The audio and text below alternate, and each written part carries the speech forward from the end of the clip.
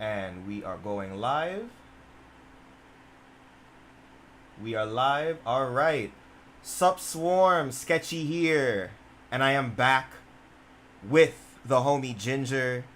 And we are doing, yes, we are doing a total drama character tier list. So let's just wait for some people to come in.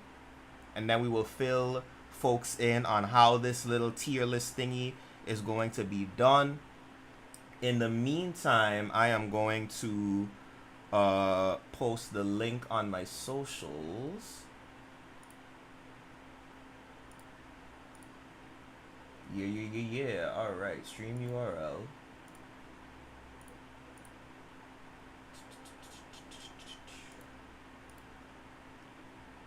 How y'all feeling? Y'all having a good day today or what?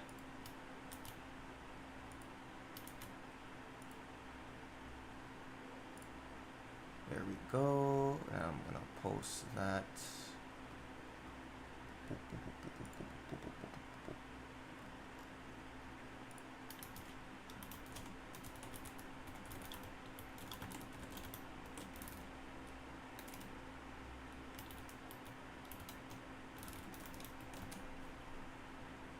Oh, I forgot to actually put the damn total drama hashtag on the Tumblr post. Let me go and fix that right quick. Alright,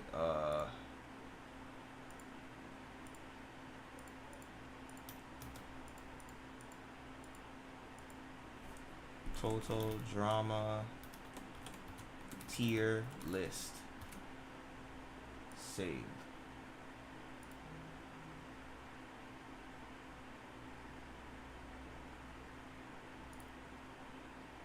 All right, Ultimate Sagavan. What's up? Angel of Speed. How you doing? Cirque Ventura. How you doing? Surprised you're streaming here instead of Twitch. Yeah, well, I mean, I already did like a live stream with Ginger on YouTube already, so I might as well do it on here too.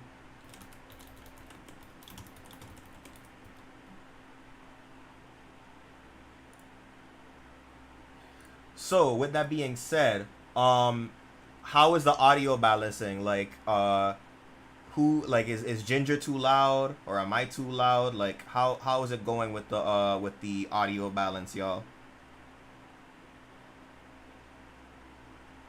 What's good, Brock Howard? What's good? Hello, Soundwave.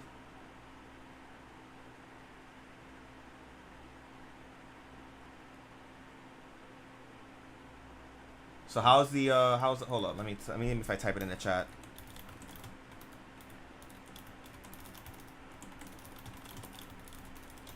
Audio is good so far? Oh shit. Okay. I have spoken. There you go. I am. Okay, there you are. Oh, damn. Oh, was I not talking to people? See, it's a good thing if I actually get around to editing this, we'll have like a more clean intro. I keep forgetting to unmute my desktop audio when I start streaming. Good old 2 take sketchy. Yep. Always takes 2 takes. So now that y'all can hear Ginger, how does she sound compared to me? Now that y'all can hear her.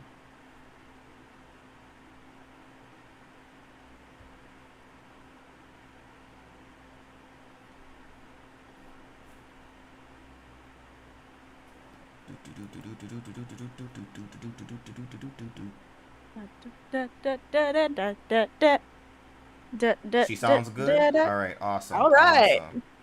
Awesome. So, Sup Swarm, Sketchy here.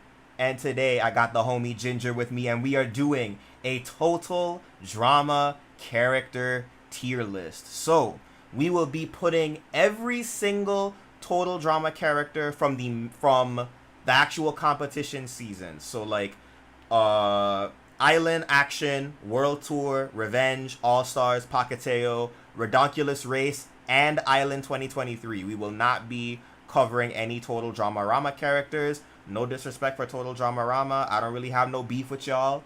but I don't have much experience with that series, so I'm just mainly focusing on the main series and the Ridonculous Race.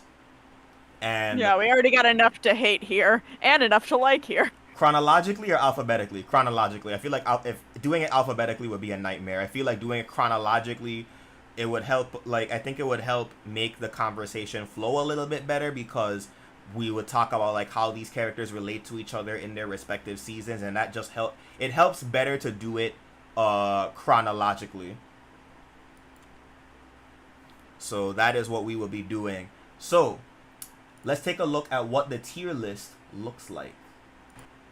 Here we are, ladies and fellasmen. Let's see if we can zoom in a little bit. Yeah, nope. There we go. So, actually, we can zoom in like just one more. Nah, that might be a little too close. Let's get a little bit of a white space. All right, so as you can see, the tiers we have are from bottom to top: trash, D, C, B, A, S, and the goats. Now, the goats are reserved for the greatest of all time. And the rule is, in order for a character to be in GOAT tier, Ginger and I need to agree on it.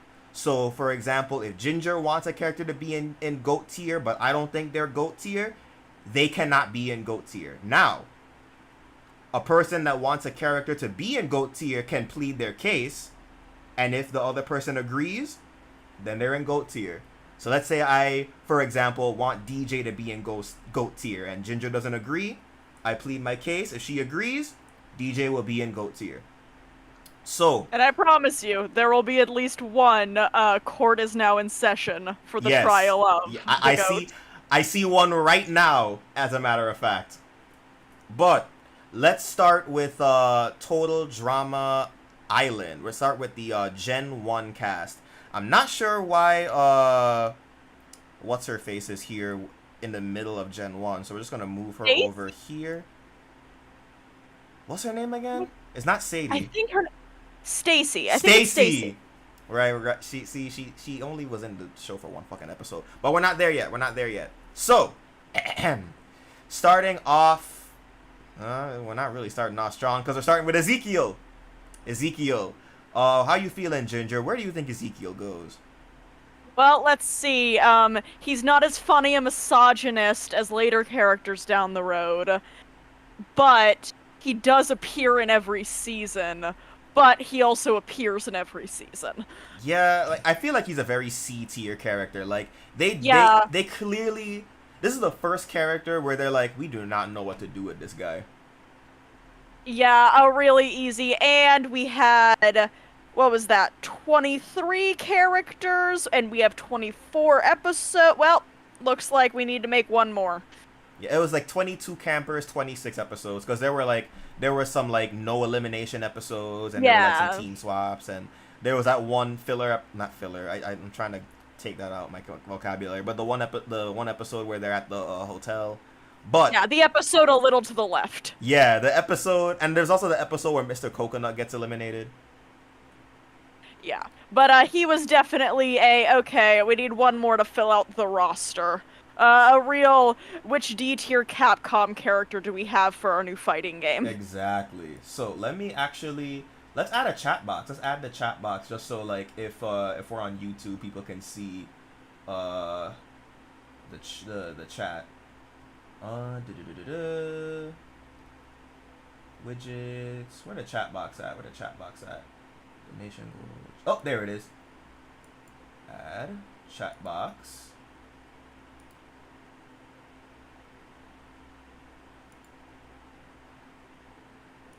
So I think the upper right hand corner should work for the chat box. Alright, alright. So it seems like everybody except Gen 1 is in elimination order, which is weird. But Beth is interesting because I feel like a lot of your like or dislike of her has to come from how much you like or dislike action, which I know you have a heavy dislike for, and I'm pretty indifferent to at this point. Mm-hmm. Mm-hmm. Um. So like she gets better in season 2. She is a fun runner and like is a better character overall, but that's also juxtaposed by a season that is definitely not up there. Yeah.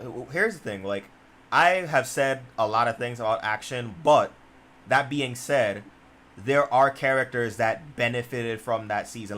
Like we'll get to Harold in a bit, but I'll elaborate more when we get to Harold. But Harold was already a great character that was just made better by season 2. He was one of the only characters in action that came out like better than he did when he went in. Beth is another one of those characters, but not to a degree where I can say that I particularly like her. It really felt like the finale should have been Duncan versus Harold, and they just had Beth Yeah, instead. I think it was a we want to keep it a boy v girl thing because they were still pulling that for like the first 3 seasons. Yeah, Probably because the show was like, we're for both genders, guys, and didn't realize that it was already doing fine on its own. right. But So you know, B yeah, we'll put her like in low B for now. We'll see how we feel for later Beth. on. I want to save Courtney for a little bit later. It's Yeah, gonna no, be Courtney's a discussion. Courtney's a Courtney is discussion. multifaceted. A good discussion. Like, spoiler alert, I like her, but the discussion is gonna be a little bit more in depth. But Harold, I think he's a A minimum. Minimum Um, A. I think that legit with his portrayal in season 2, getting rid of the only like ick factor that he had, which was his relationship with Lashana not being very good, I think that he deserves to be an S. I don't think I'm gonna argue with that. I think S tier is a good placement for Harold. I do think S tier is a good placement for Harold. Uh, yeah, like Harold was is a good way to do a parody character. He's clearly a parody of Napoleon Dynamite, but they still did things with him beyond that, and he became a character on his own. Like, I can't say GOAT because World Tour. World Tour did Yeah, him dirty. If World Tour didn't do him dirty, I would be arguing for him to be in GOAT tier. But yeah. At least he and wasn't in All Stars. yeah, and plus the whole Lashana fetishization thing. Like, I was someone, like, as a kid, I was really rooting for Harold and Lashana, but as an adult, I understand why they didn't work out. And in a better written show, they would have actually acknowledged the fact that he kind of fetishizes her. Reboot 2023 would have done this exact dynamic, but been far more open about, hey, Harold, Yeah. please stop. All right. Trent, trash. Trash. Trash. Garbage man. Now, people like Trent, so I think we have to explain ourselves. I feel like I Trent like is the just like, drama, boys. yeah, he's just a placeholder love interest for Gwen. Like a lot of people think that he gets worse in action. I feel like those tendencies were shown in season 1. Like, They're this just man not literally present tried to because carry a Trent's rock. not present. Yeah, he tried to carry a rock to prove that he still loved her. It's like, dude, get the fuck out of here. Like, Yeah, it's funny. People complain, myself included, that Zoey, when we get down the list, doesn't feel like anything but an accessory to Mike, and this is a real precursor to Zoey. This is not a character. This was like a guitar to stick on Gwen that she could kiss. I would actually put Zoe over, like, above Trent in this So list I when we put him get to her. above. Yeah, no. Zoey gets more things to do. But like, it's interesting that like there is a precursor that nobody talks about. I wonder why. Trent was barely a character in Island, but trash in action. Yeah, like, even Yeah, action said that what was it? It was their barely there relationship. I legit forgot Beth made it to the end of action. I think they had only had Harold get together with Lashana because of LaFonda Lucas from that. Oh yeah, true. But that being said, Bridget. Oh, you poor thing, poor Bridget. Poor Bridget. yeah. Like, if it was just Another. season 1, If it was just season 1, she'd be high Oh, right A, up low there, S. unfortunately. But then action happened. And then World Tour happened. Dog. I feel so icky putting her in the same tier I mean, she's such an as icon, Ezekiel. but also... She deserved better. It's a fall from grace, not a stagnation, if that makes it any better. Yeah, it was a fall from grace. Speaking of Lindsay, I think I was indifferent to her in Island. I liked her more in action, but that whole Admiral Lindsay was like really fucking stupid. Here's the thing, right? Lindsay is an example of one of Total Drama's worst habits. When Total Drama thinks a joke is funny, they will ride that joke till the wheels fall off. They will milk the joke until the cow is shriveled up and gasping for air, and Lindsay is a representation of that. The Tyler joke in World Tour is perhaps one of the most obnoxious things that this series has done. Yeah, like, and I'm including everything in season 5. Even without All-Stars, like, people say that All-Stars flanderized Lindsay. I think World Tour did that long before. All-Stars barely has Lindsay. I think she's the first one gone. Yeah.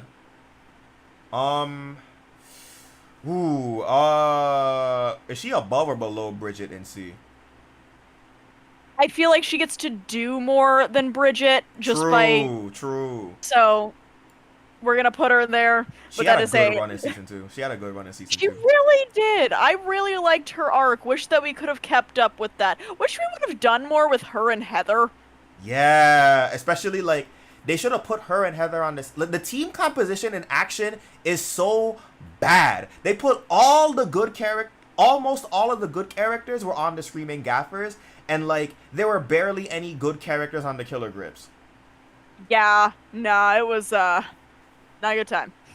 Like, we didn't get good team composition again in Total Drama until season 4. It's really crazy that, like, I feel like they knew that.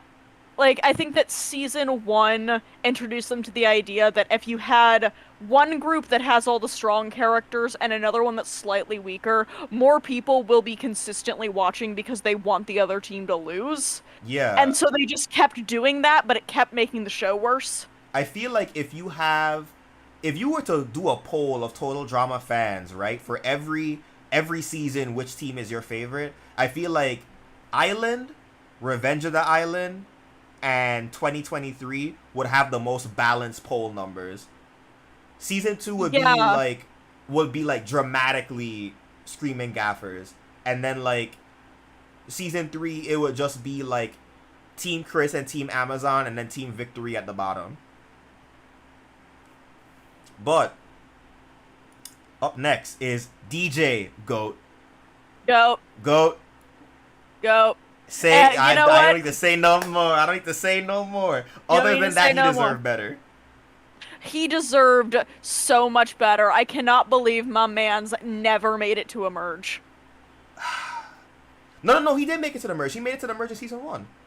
Did he? Okay. Yeah, because like he won like the spa trip, and that was right. And when they got back, that's when the teams merged.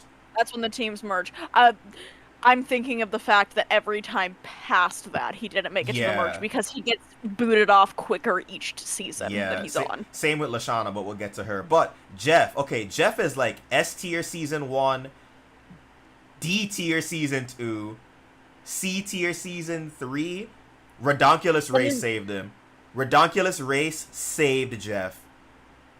He's one of the few things that I know about Ridonculous Race, and I consider that a plus for him. So I'm gonna go with B above Beth. He has such a tumultuous up and down. I don't feel comfortable fully putting him in A, especially with Bridget being in C. Yeah, I think Ridonculous Race did so much for him that I would be willing to put him in A, but I will concede to a high B. Lashana, Goat. Bye, Goat. Okay. And special Goat status for Lashana Ball. We need to talk about the misogynoir in the court is now in session. Oh my god. No, court is not in session. She's still the GOAT, but I need to get this bar off. because the way they treated Lashana in season 2 is so dirty. Like they all treated her like shit for no good reason. Oh, she exaggerated and her emotions to get a challenge win, as if nobody else would have done it. Oh yeah, Lashana gets the rough end of the stick in every season she's a part of. Not having her on the same team as Heather in season 3 was a mistake. Word. Like, why is, like, Lashana, Gwen, and Heather always need to be on the same team? That dynamic between the three of them is just so good. Especially, like, if Lashana had made it later in the competition, and it would be Gwen, Heather, and Lashana trying to fight back against Alejandro on Team Chris, dog, legendary conflict. And that's what I'm saying. Should have been... She needed to be in opposition to Alejandro, not on the same team as, because that killed her, like, immediately in the game, because we were... Total Drama has another flaw, which we'll get to when we get to Alejandro himself, but, every time it adds a new character of the season, it doesn't know how to balance anymore, because it really wants to show you its new character, so it just puts every other character in the background, outside of them, and possibly the person they're acting opposite to. Alright, so Eva. I feel like Eva deserved a fairer chance than she got. I saw that shit. I think Eva deserves a fairer chance than she got, honestly. Like, I'm not putting her in B for any good reason other than, like, I feel like with her, like, they could have done so much more with her, man. Yeah, Total Drama doesn't like strong women, and I mean that in the physical sense, but also like the everyday sense. I have to put her in C over Ezekiel. But it's a C with love. And also, right, I hate it.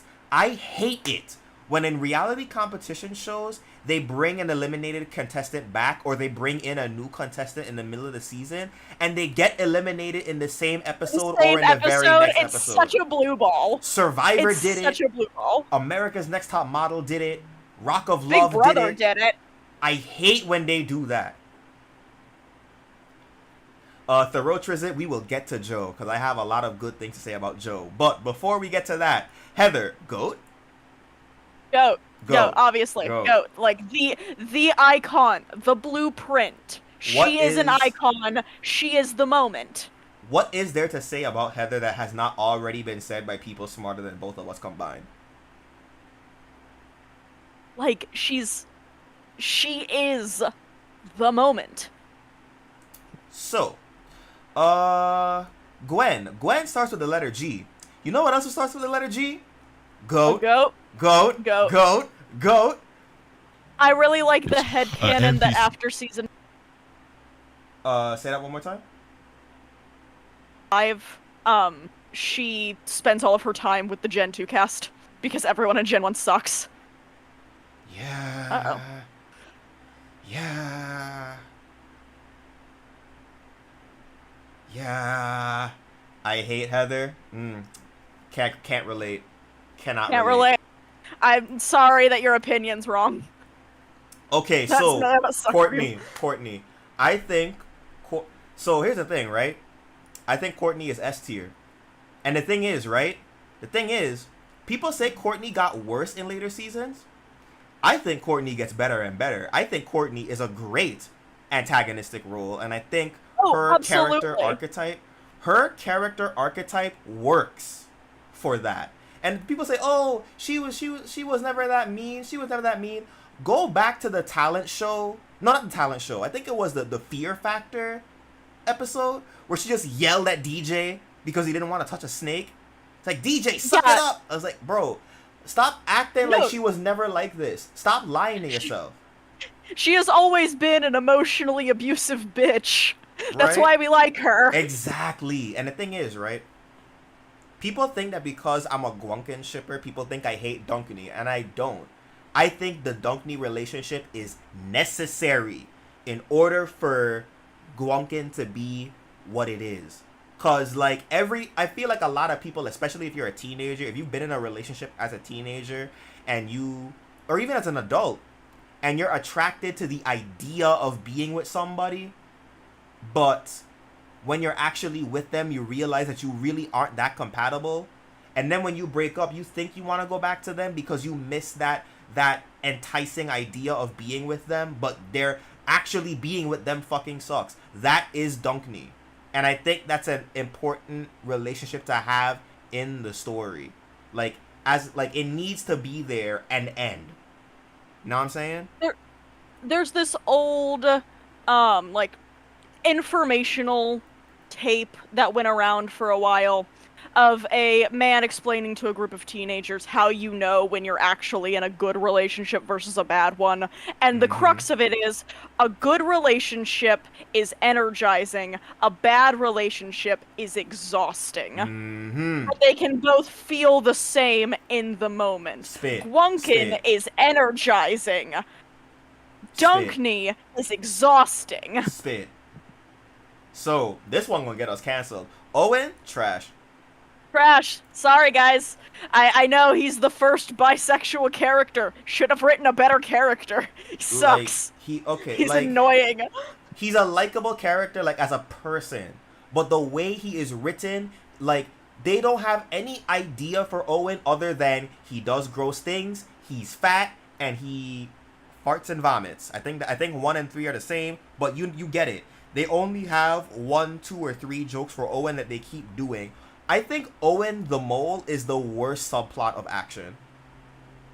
Like, you eliminated him, then brought him back as a mole. And, like, y'all gave him this super emotional send-off as if we give a shit about him leaving. I want him gone. Why is he still here? Why is he getting this emotional send-off? I know he's gonna show up again because Owen is the poster child for this series. Like, I am legit surprised that if no one showed up, he didn't show up in 2023's reboot. And even then, he still technically shows up as a cameo. Yeah, like, we have had better plus-size characters since Owen. But, anything else I need to say about Owen? Not particularly. I wanted to read something in the chat. Heather is the pecking order for how to write total drama villains. Alejandro was fine. Scott is underrated. IMO. I would agree with you. But not even close, unfortunately. And Mal was mid. We'll get to Mal. We'll get there. But before that, I want Sierra and Alejandro towards the end since they're the last Gen 1 characters, and then this is gonna be an argument, so I'm saving that for later too. Noah, I know you love you some Noah. I love him. They don't do a ton with him. Very Jeff-like, very Beth-like, does not get a ton to do. In fact, very Eva-like. Gets voted off very early in Island. I don't even remember if he's in Action. If he doesn't do anything. He came back for World Tour and got eliminated when Duncan came back. I remember him getting eliminated in World Tour, and I thought that was his best portrayal. He was enjoyable, and I actually really liked his friendship with Owen. It was probably the best part about Owen. That was a bullshit elimination, though. He did the challenge correctly. So damn true. That should have been, like, either eliminate a different... Was Owen gone by then? I don't think so. I think Owen was there for... Because Owen was at least there for Blaney. And I think Blaney was there, like, post-merger. Okay, yeah. So, yeah, Owen should have been eliminated in that episode before Noah. So, with Noah, we have our first A tier. Agreed? Agreed. I need to hear the Mal take. He's garbage and ableist, but we'll get to elaboration yeah, later. Legit. We'll get there, but... Justin, I think he's underrated. I think he's at another A tier. Another character who's actually done well by season 2. Yeah, I think he's like a more himbo-y Alejandro, and I think his humor is kind of underrated. Like, not the face. No, what was it? Not the face or the legs, hips, thighs, or anything in the chestal region. That was funny. Most people have a 6-pack. I have 12. That never left me. That left an imprint on me. I don't know why. I think it was because it was gross looking. Wouldn't know. Math is for ugly people. So damn funny. He was one of the best characters in Action. One of the reasons why I don't think Action was terrible. Yeah. Justin was my reason to keep living. in True. Justin was my reason to keep living because everybody else on the Killer Grips was just trash until Courtney came around. Katie and Sadie, D. I don't think any further elaboration is needed. They're not good characters, but they're not so bad that they elicit the kind of disdain I have for Trent and Owen and other characters that we will put in the trash tier. I'm usually pretty glad when they're gone, but like I don't really notice them when they're there. You said usually as if they were in more than one season. That's crazy. I know. That's crazy to me. Because I forget how long they were. Forget how long they were in this fucking show. Now, if you want to talk about mid characters, Tyler is the definition. Yeah, love me a glass of lukewarm water. Like there have been better jock archetypes since him. I said earlier that I think the joke about Tyler in World Tour where Lindsay can't remember him isn't funny, but like I also get it because I didn't remember who Tyler was either. Yeah, and neither did the show. When I saw who they picked to come back for season 3, I was like, okay, Cody, good. Noah, good. Tyler? Really? Are you sure? Which, I mean, again, only done in service to having Alejandro steal someone else's girl. You could have picked it. You could have not Izzy. What's his name? What's her name? His name? Her name? I don't even know who I'm talking. Eva. You could have brought back Eva. Who else didn't make it to season 3? I would have tolerated Beth. It's crazy how a lot of people that are really deserving don't make it to season 3. Yeah. Izzy.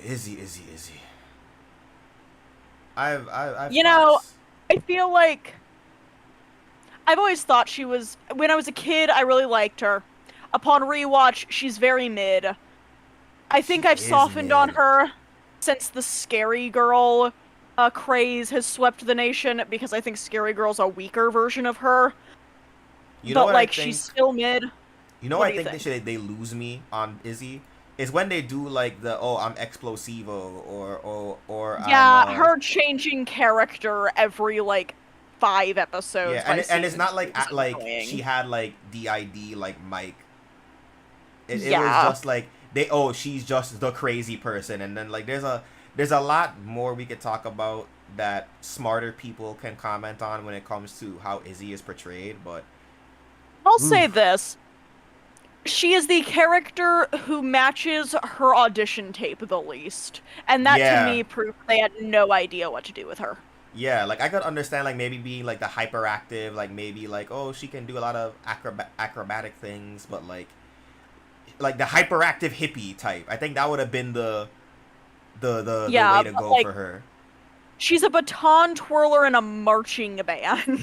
Yeah. Which is this thing. She is the most alright, and if Ezekiel feels the most like we had to finish the roster, she feels like she was always in the roster, but in design only. Yeah. And she was always in and out. Yeah. I never expected her to win, and she never got close to winning, but she also stuck around for way longer than you'd think. Izzy was in and out like an inconsistent father. Like, it was... so damn true, honestly. Out grabbing the milk. Also, Owen and Izzy was such a out there ship. Like, what did y'all... What? I mean, it was so out there they forgot about it when Blanley showed up in World Tour. Yeah. And then tried to ship a 17-year-old with a 43-year-old because we're doing that now. I'm not sure why Owen and Izzy. Like, what were y'all... Like, what was the line of thought? Who knows? Izzy also seems to take the place of any other character who we wanted to put in, but either couldn't get the voice actor or voice actress back, or like just didn't know how to fit back in. In season 5, she just pulls a Dawn when she shows up for her cameo, and I don't know why. So, Cody.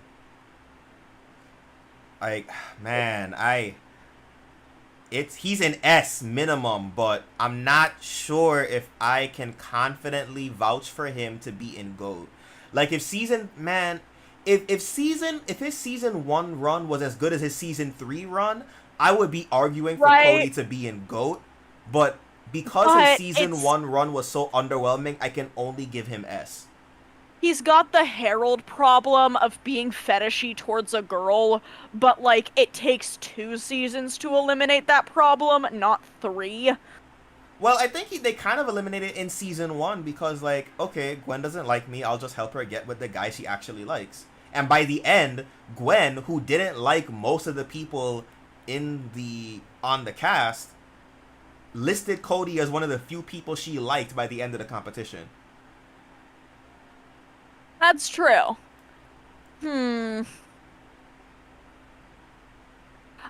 I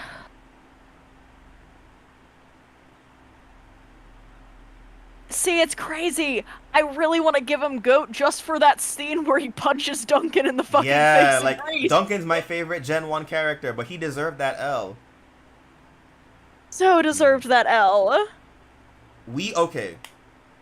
We'll see how the list looks, and then we will come back to Cody and see if he can be considered for GOAT tier.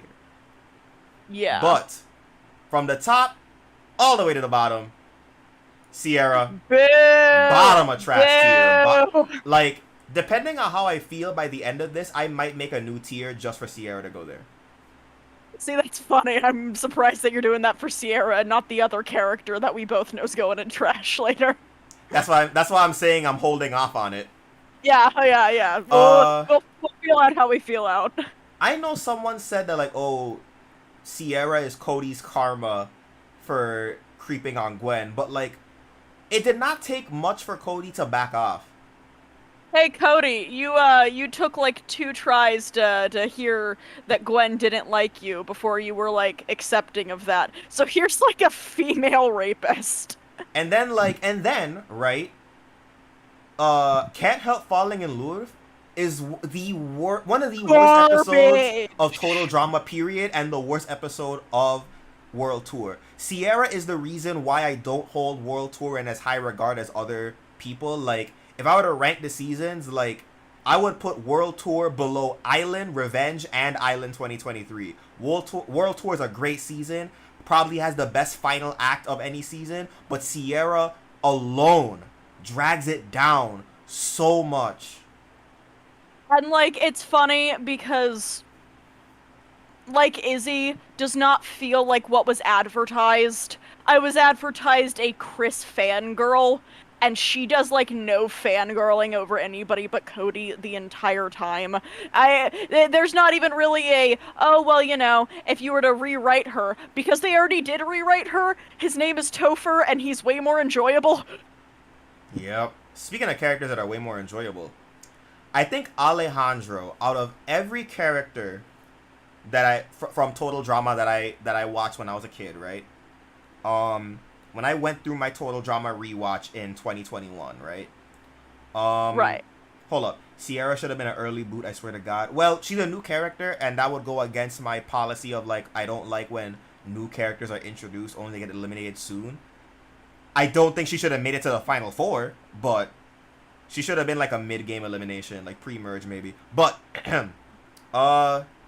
Alejandro, like I was saying, when I was going through my Total Drama rewatch, I think Alejandro is the character I've changed my opinion on the most, because I used to think that he sucked, mainly because of in early World Tour, his strategy was just repackaging what Justin was doing, seducing girls and getting them to do stupid shit.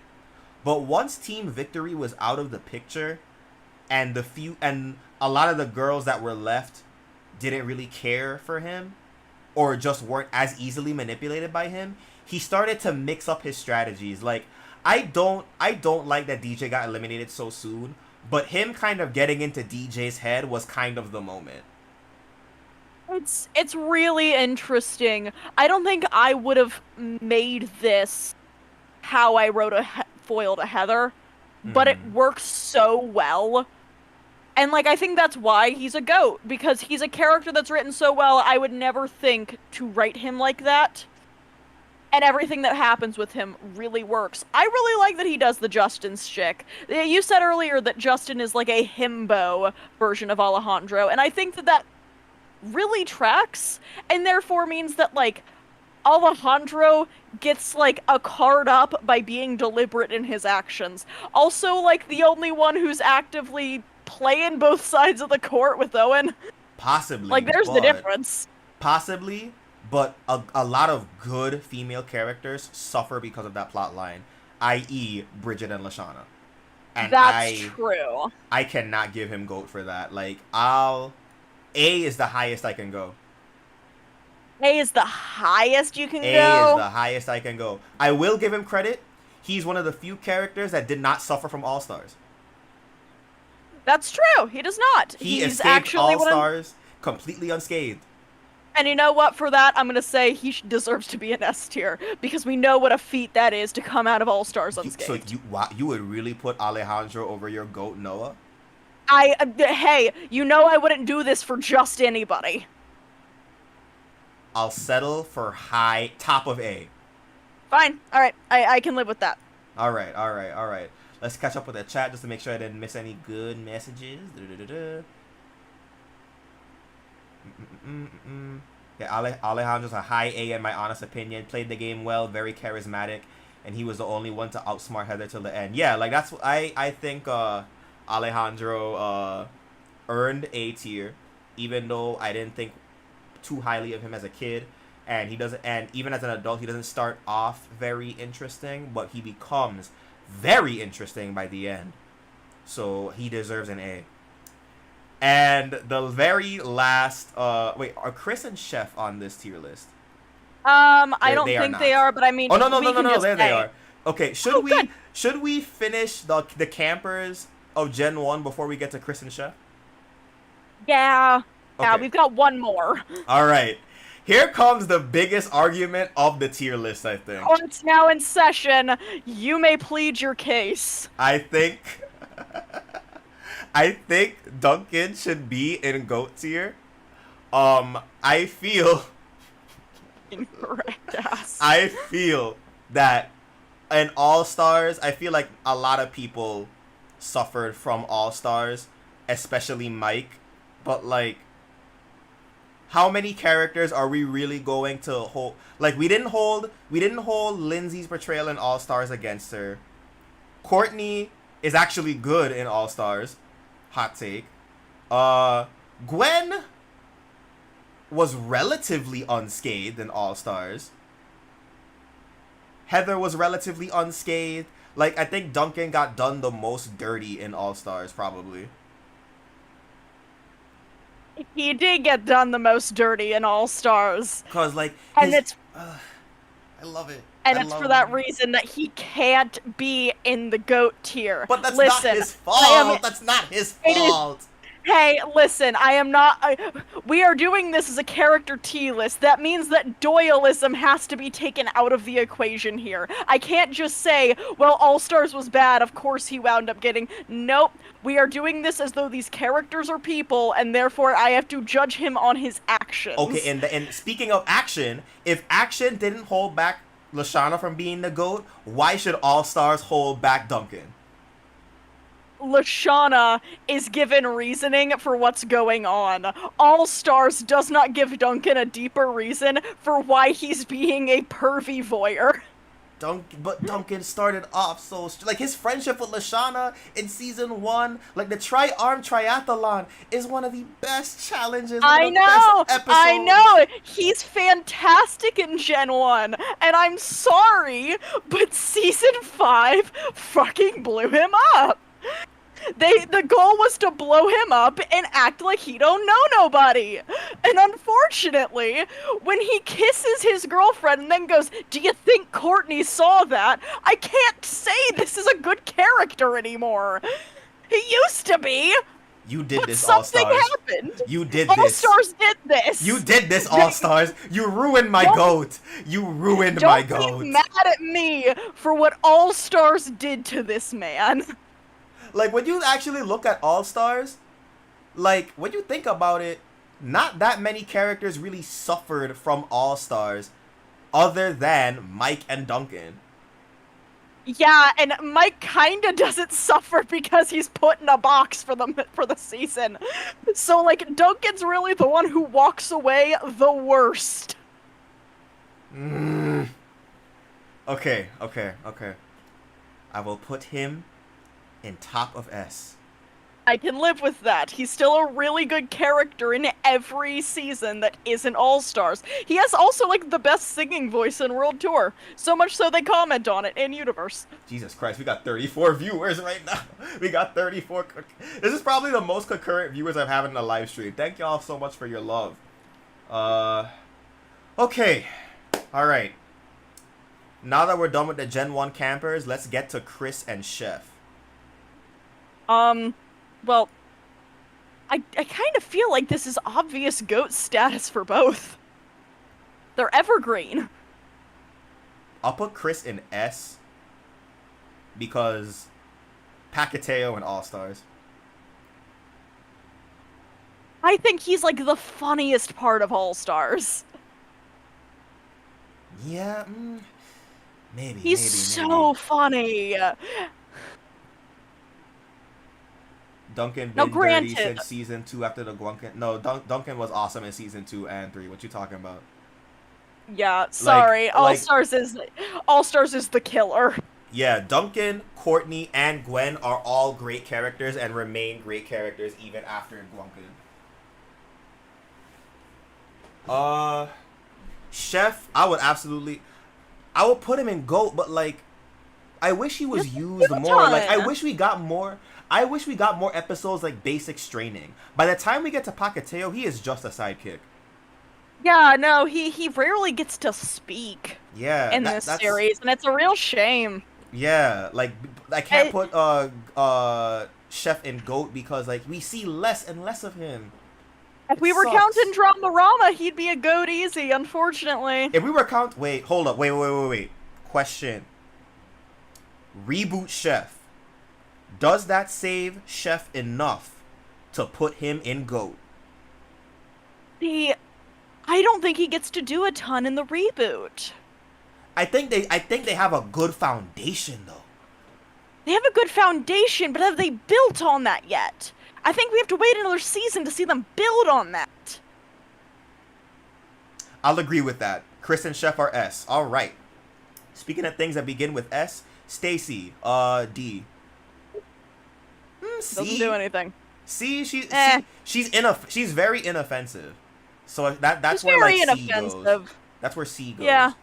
All right. I think okay, spoiler alert, like when it comes to the Gen 2 cast, nobody is going below C except for one particular case. Like the Gen 2 cast is a solid cast. Yeah, really. Like there are no real dips except for, the dip. Yeah. Dakota, I think is very underrated. I think she deserves an A. Like she and Sam, until the reboot happened, she and Sam had the only healthy relationship in the entire series. Legit.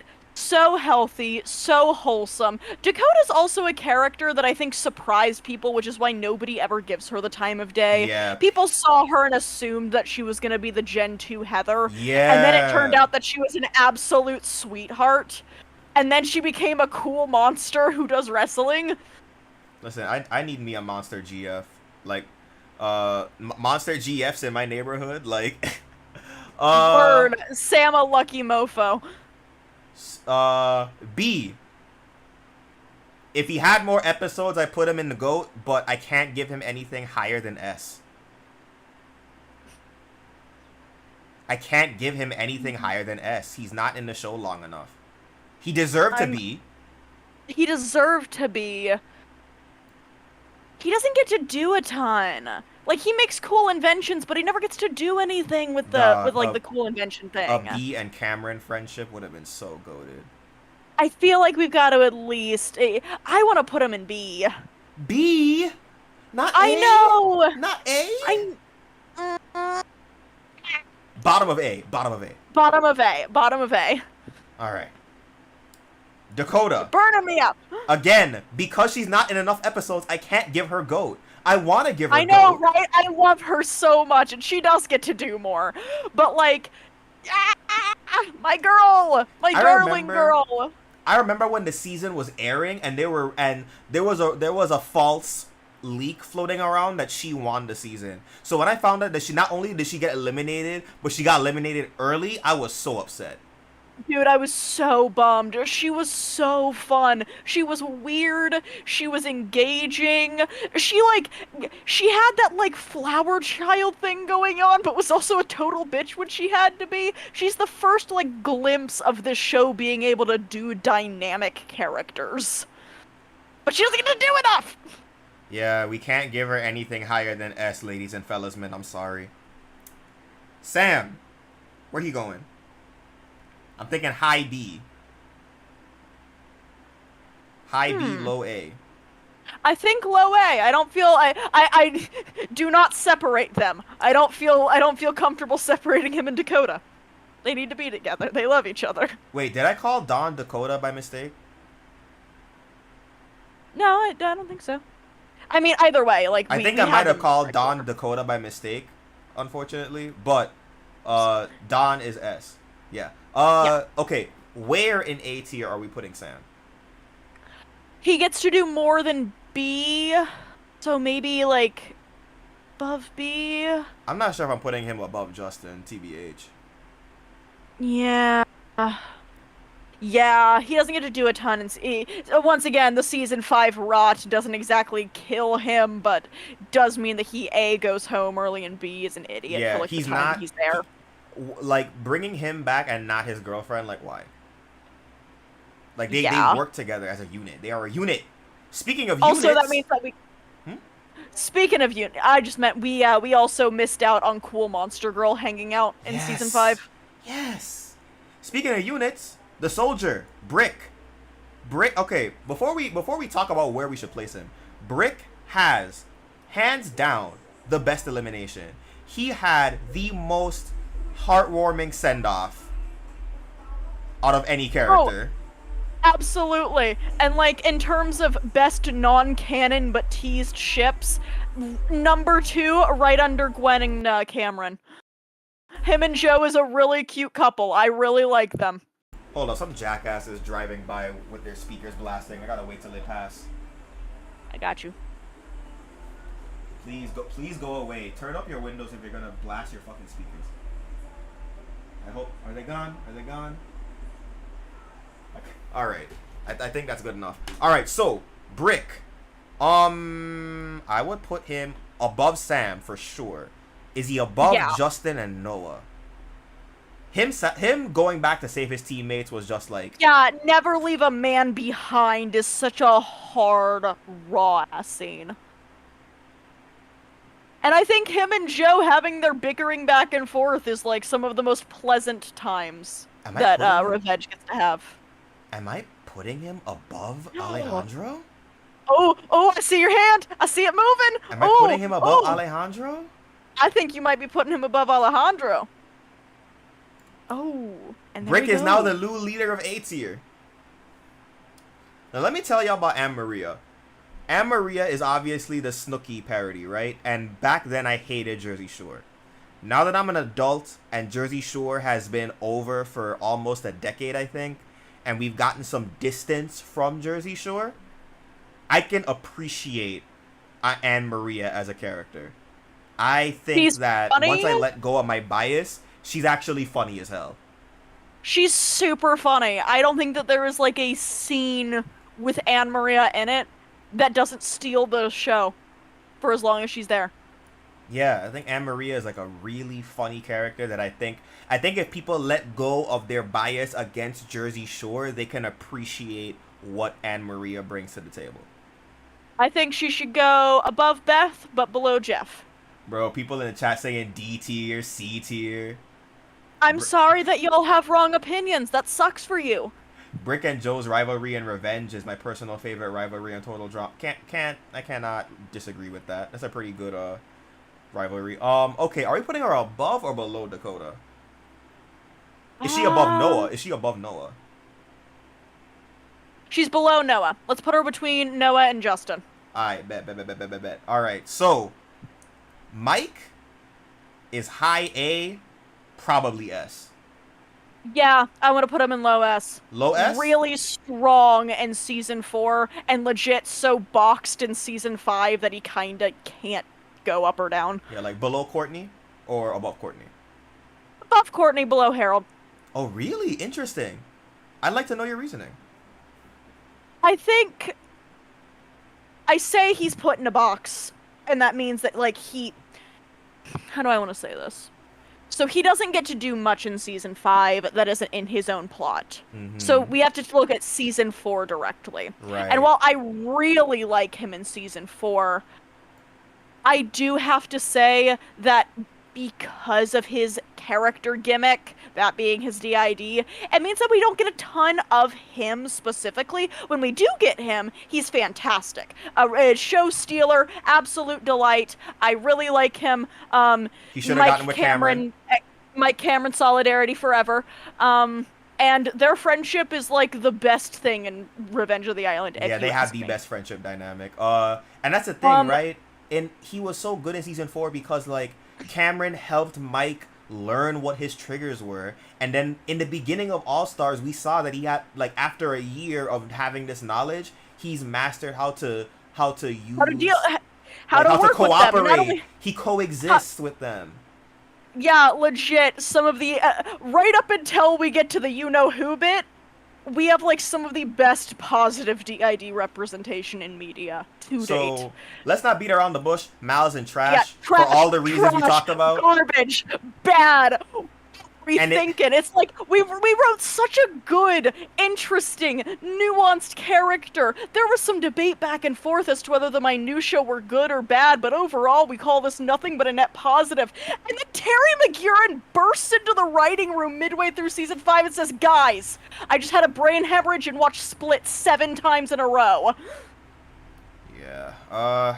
And that's how we got this. And then disaster. Mike ends up Thanos snapping all of his other alters. Yeah, fucking what's going on? Like, a person can't be happy unless they get rid of any alter. Nah, we not doing that today, Chief. Garbage, bad, wrong. Also, just in terms of this plot that they want to do, they don't do it well. He's not an interesting villain. His tactics change on a dime. He has no consistent character, motivation, obstacles, goals, wants, needs, desires. He doesn't interact with Mike like at fucking all. It's crazy how they wanted to make this new personality for Mike so he could be the villain when Joe is right fucking there.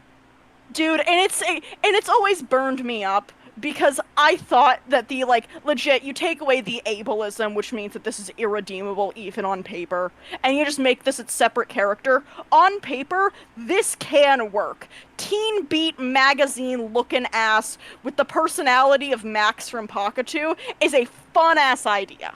I really like that in theory, but they do not go with it at all. He is a brick wall that every other character slams into and hits brain damage as a result of. He's got plot armor. He's not talented in any way.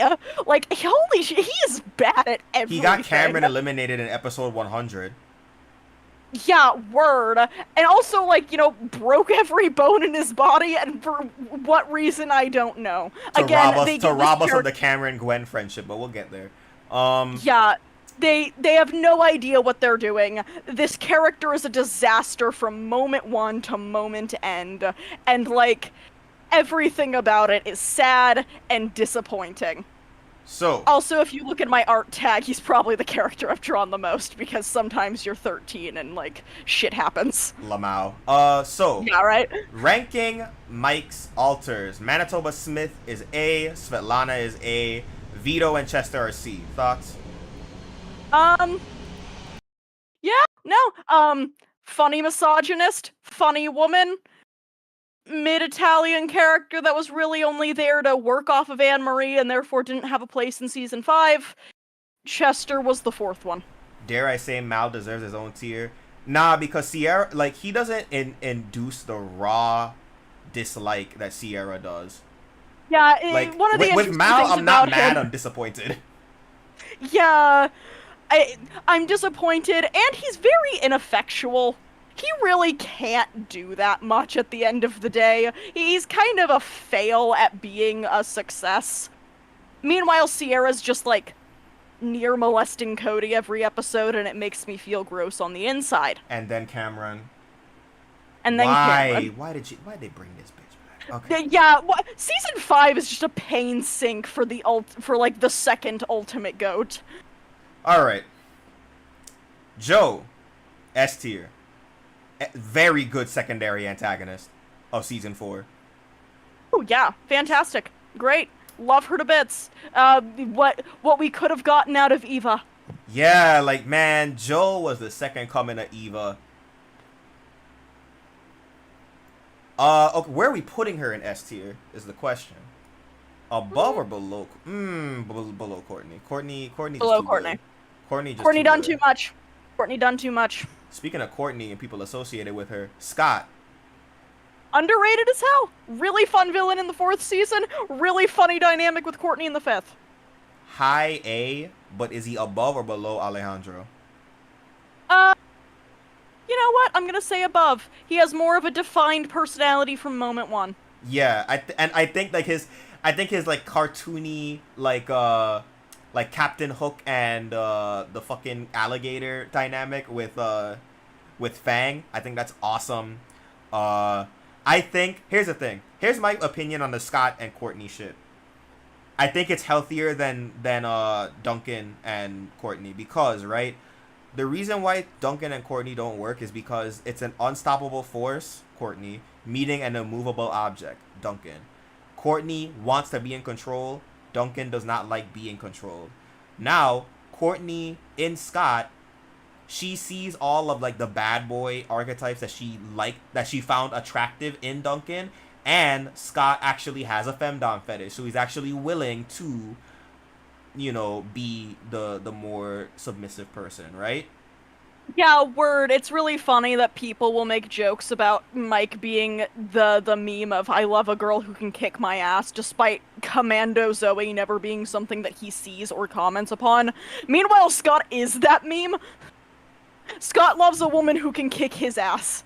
Soundwave, Fang was a shark. Yeah, no, I'm saying like in general. Like I was comparing Captain Hook and the Gator to Scott and Fang. I wasn't saying Fang was a Gator. Hey, Lily, what's up? Let's take a look. See.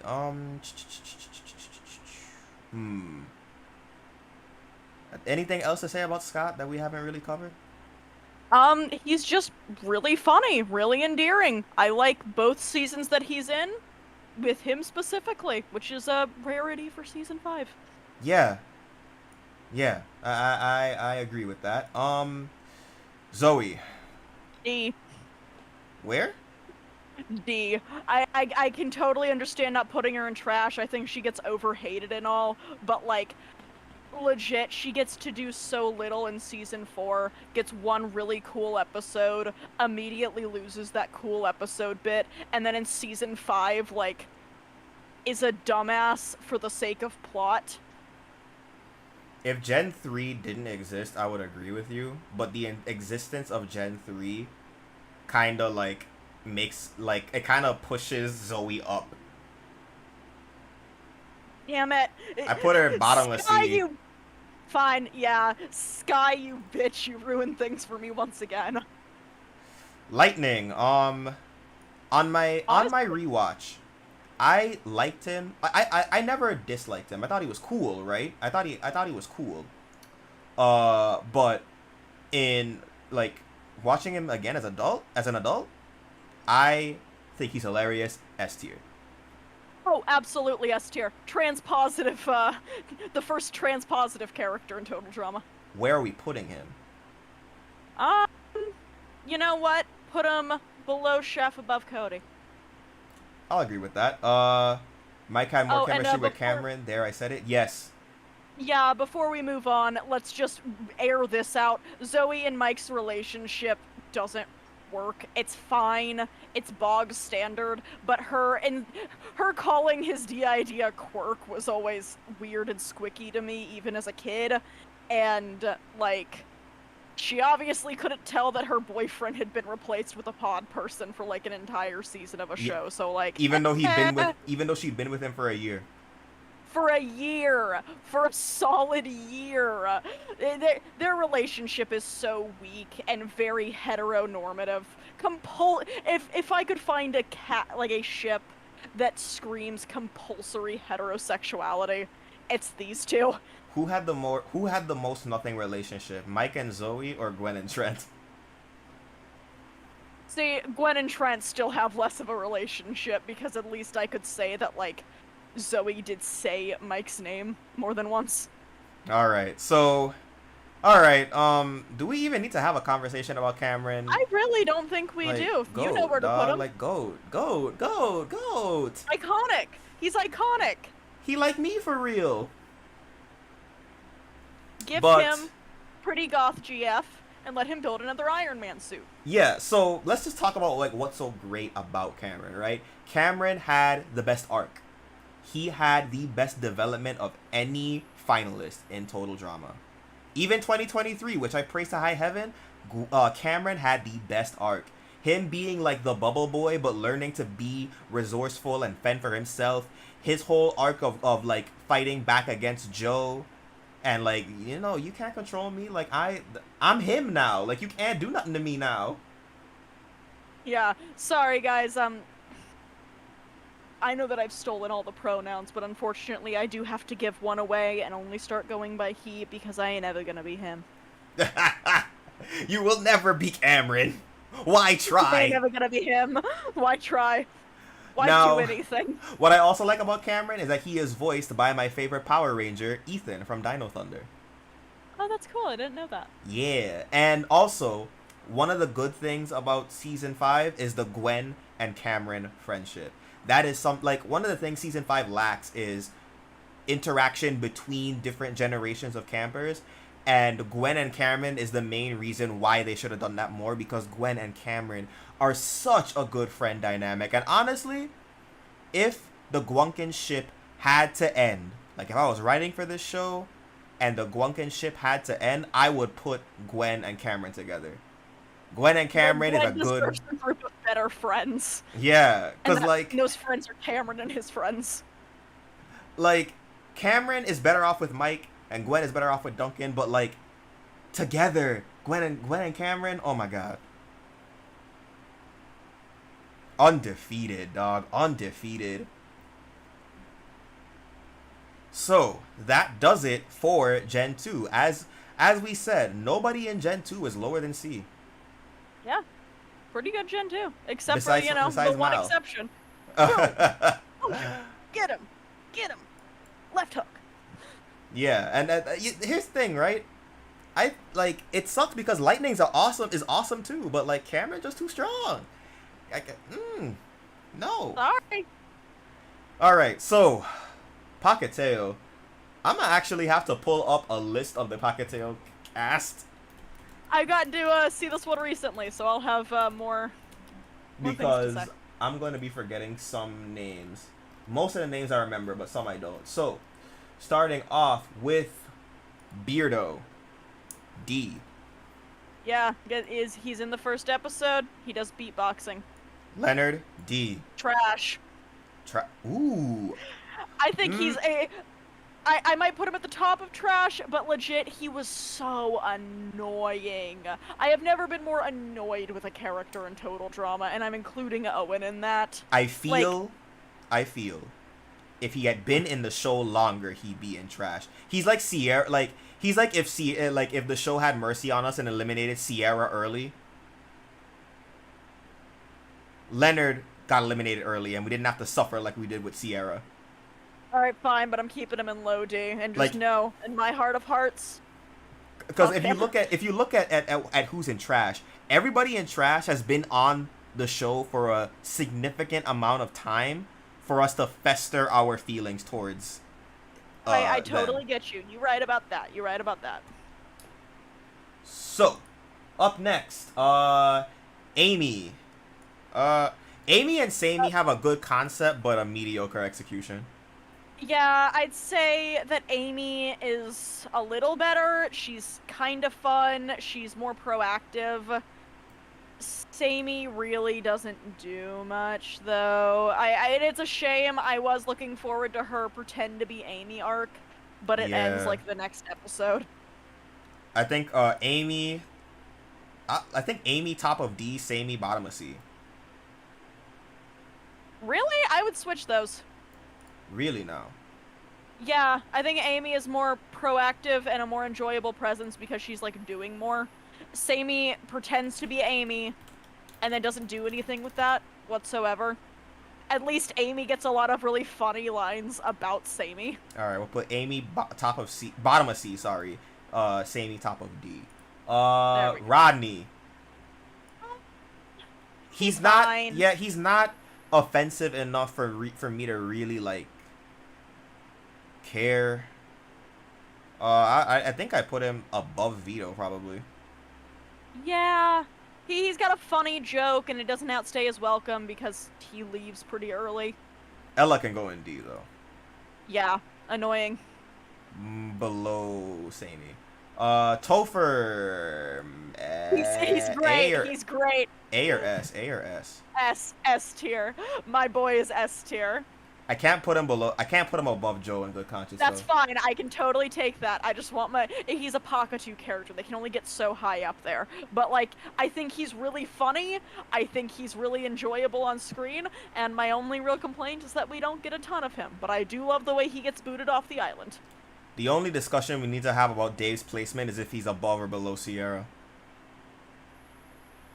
I say above because Sierra makes it to... Even after Sierra gets eliminated in World Tour, she doesn't leave.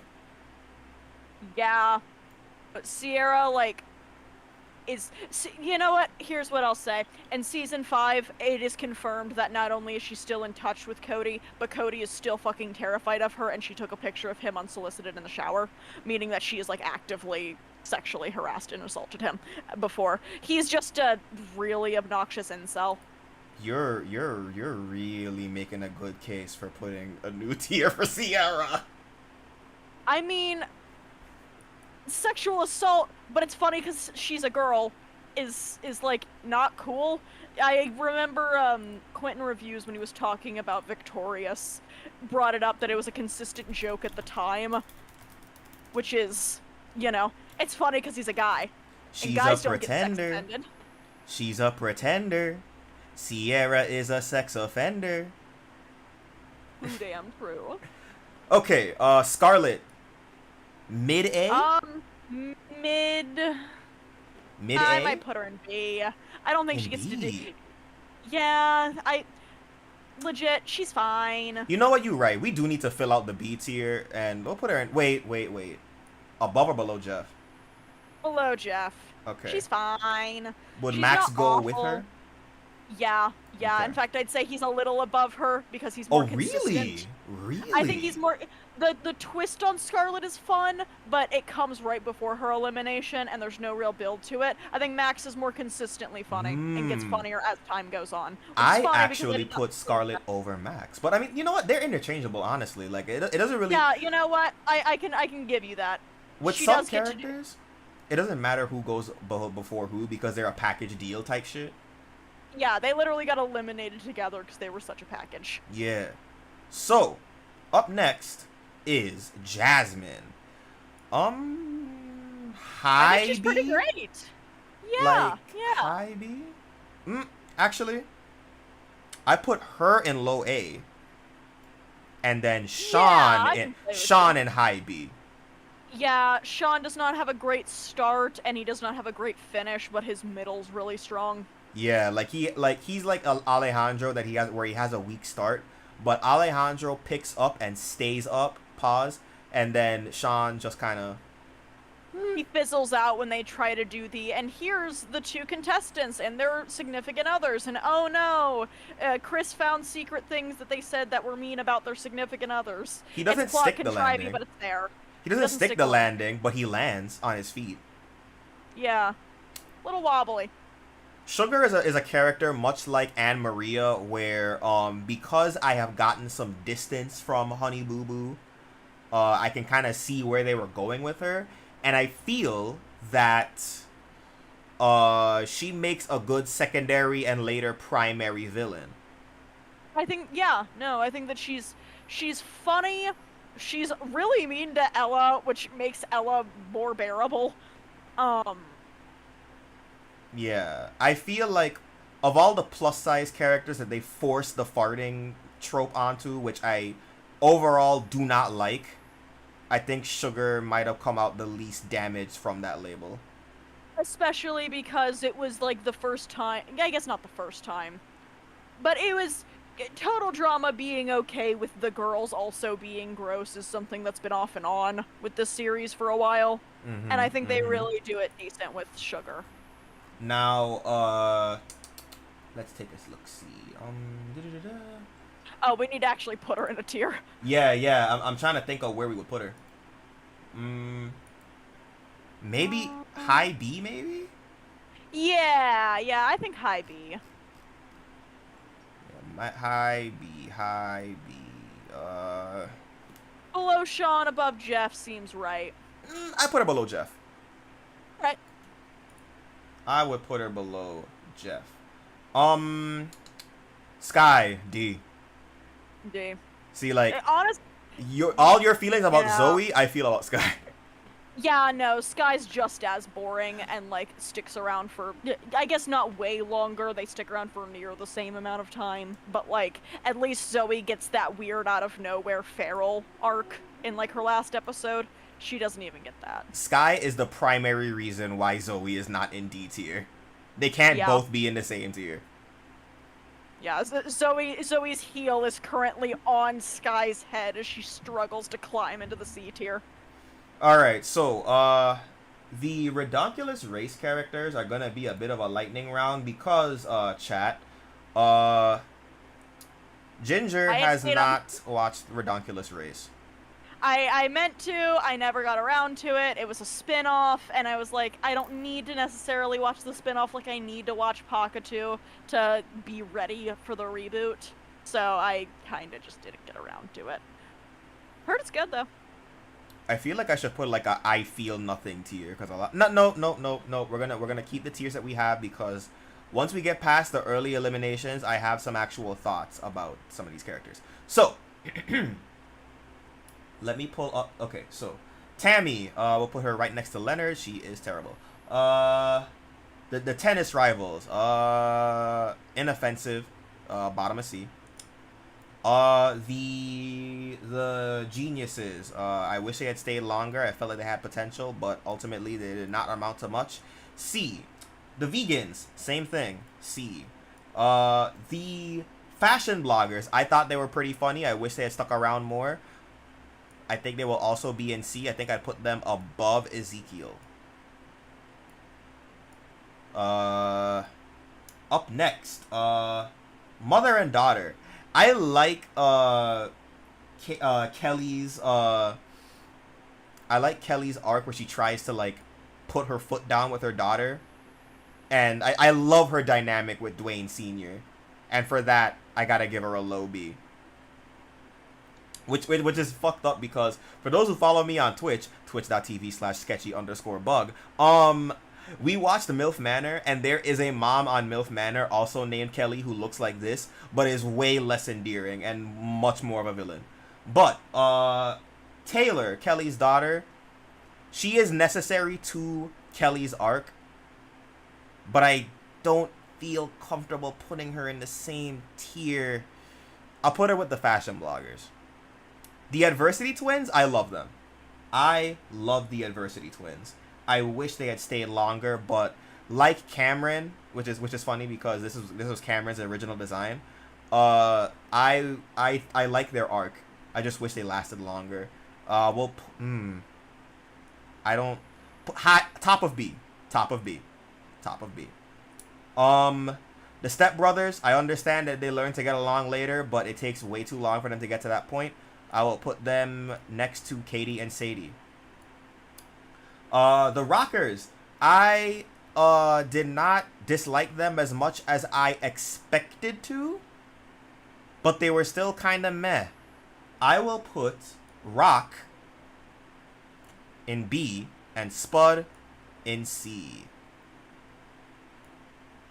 Dwayne Sr. Really good character. I was not expecting him to like him as much as I did. You know what? Controversial take. I'll put Dwayne Sr. at bottom of A and Dwayne Jr.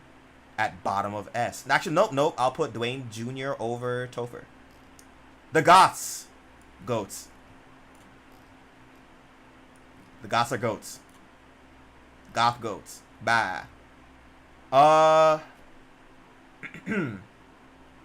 Brody.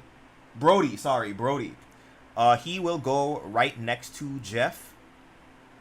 I think Brody reached into the pits of hell and pulled Jeff out. And for that, I'll have to put him above Jeff in B tier. Actually, I'll put him above Sean. Yeah, I'll put him above Sean. Oh man. Stephanie and Ryan is probably the most disappointing because we love to see black love, but I am the misogynoir, dog. I am so sick of black women being portrayed as super emotionally volatile and toxic. Stop doing that. Writers, when you write black women, stop. Yes, some black women act like that. Not enough for y'all to be doing this as much as you do. Stop doing it. And I want to put her in trash, but like, I don't know, man. Like, she deserved so much better. I'll put her in D above Sky. One of the biggest disappointments. Like, go back to fawning over each other instead of like fighting. Like, oh my god. All right, Ryan. I think he's great. I wish that I wish that he wasn't one half of a totally toxic relationship. Like but he's a victim, so I can't put him down too low. I'll put him above Sugar. New tier, done dirty. But yeah, but then I would have to put Lashana there, and I'm not taking her out of GOAT tier. I started out liking Carrie and Devin, but then I realized that they were going to stretch out their arc over the entire season rather than having them get together halfway through the season. Instead, what they do at the halfway point is switch around who has an unrequited crush on who, which I cannot stand. So, they're both going in. The Sky and Dave problem. No, because they actually like each other. They actually like each other, but like, they don't talk, even though they're teammates. Like, any competent person, if they were any competent person in their place, they would have gotten together by halfway through the season at the latest. I'll put them in D. I'm deciding whether or not I find them more annoying than the Step Brothers. Yeah, nah, they're in the show longer. They're more annoying than the Step Brothers. All right, Kitty and Emma. Big surprises. Was not expecting to like them as much as I did. Kitty is going right next to Noah. Emma is going. Do I like Emma more or Kitty more? I don't know. I'll just put them next to each other. Jacques and Jose. They're good. But are they S tier? Let me look at who's in S.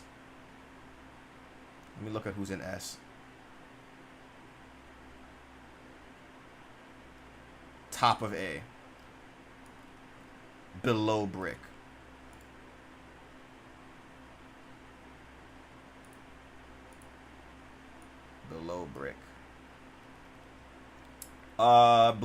We forgot about Blaney. Yep. Well, they put her next to the other guy in Celebrity Manhunt, so. Literally, who are you? D. Yeah, literally who? Blaney. Blanley tries to have sex with a 17-year-old. I think we Oh. might have to put her on the sex offender registry. She's a pretender. Blanley is a sex offender. Don. I ended up thinking Don was pretty cool. I think he deserves a B. First stint as a host, something that he would have to repeat. I think he deserves to be right in the middle of B. I think Don's pretty cool. Sanders. Cop trash. No. Hold up. Sanders is decent. She will go in C. That is the highest I can give a cop. Like, because she's trying, man. She's trying to pull that team together. But MacArthur fucking sucks. Trash. A-cab. Dog. Ugh. And like they were supposed to be parodying like that Sandra Bullock movie that she did with Melissa McCarthy. You know, MacArthur and Sanders, and they were in a buddy cop movie. Meh. Don over Chris? I wouldn't say that, but he's cool. Yeah, sorry. And now, last and absolutely not least, the Total Drama Island reboot characters. So me and Sketchy actually watched this season together in the span of a single day because we were so hype and enjoying ourselves so much. Yes. I was not expecting that. I was expecting us to watch like half the season at most. And then I think like Ginger went to class, came back, and like, let's watch more. I was like, fuck it, let's watch more. Yeah, we burned through this shit day of. It was a great time. Alright, so, starting off, and I like that they're in elimination order. Oh, fuck. Oh, shit. Alright. If you haven't figured it out by now, spoilers for Total Drama Island 2023. I'm sorry. Not sorry. Let's go. Caleb. Yeah, if you don't know by now, you don't know by now. You know what starts with I'm Caleb? Looking forward to see. Yeah, I think he'll get to do more in season 2. Yes. I think like at some point we should do like how far do we think, like on our own time maybe. I'm not sure if it's enough to make a whole video about, but we should do like a tier list on our own, like, oh, how far do we think the Gen 4 characters are gonna get in season 2. Well, but yeah, Caleb C, top of C actually. All right. Oh, what's up, Zaldin? How you doing? Axel. Oh, I wish she was in the show more. She's such a cool character. She got Eva'd, but she's better than Eva. Bottom of A maybe. Where would you put her?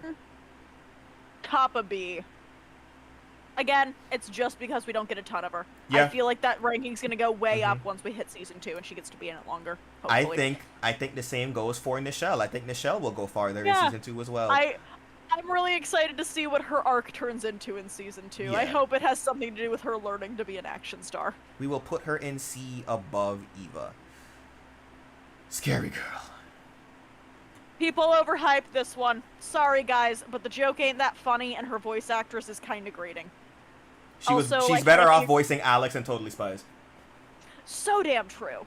Also, if you're one of the people who ships Damien and Scary Girl, please turn yourself into the nearest police department. Yeah, so we're gonna talk about that. I think it's interesting that these two got eliminated back to back.